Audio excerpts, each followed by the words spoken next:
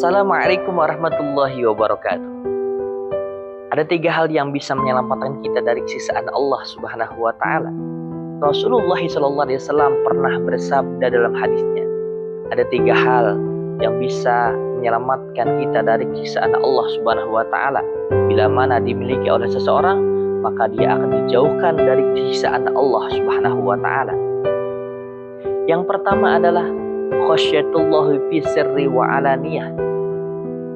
Takut kepada Allah Subhanahu wa taala dalam kesendirian dan dalam keadaan ramai. Dia takwa kepada Allah Subhanahu wa taala, menjalankan perintah Allah dan menjauhi larangannya ketika ramai ataupun ketika dia sendiri.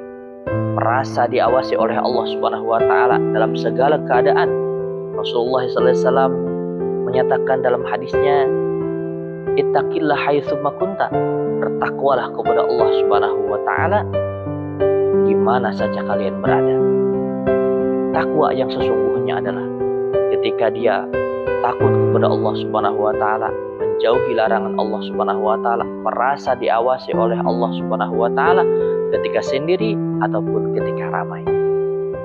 Yang kedua adalah wal qasdu fil faqri wal ghina, bersikap sederhana, bersikap bersahaja ketika dia fakir ataupun ketika dia kaya.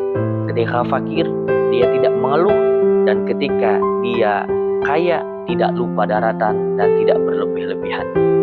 Yang ketiga yang bisa menyelamatkan dari siksaan Allah Subhanahu wa taala yaitu wal adlu fir ridha wal ghadab.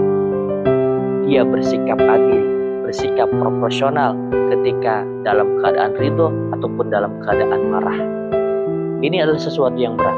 Terkadang kita cenderung memilih orang yang kita ridhoi, tidak akan membela orang yang dekat dengan kita. Ternyata orang yang dekat dengan kita belum tentu benar, tetapi ternyata bersikap adil ketika ridho ataupun ketika marah adalah salah satu yang akan menyelamatkan kita dari siksaan Allah Subhanahu wa taala. Mudah-mudahan kita dijauhkan oleh Allah Subhanahu wa taala dari siksaannya dan kita diselamatkan di dunia dan di akhirat. Amin ya rabbal alamin. Terima kasih. Assalamualaikum warahmatullahi wabarakatuh.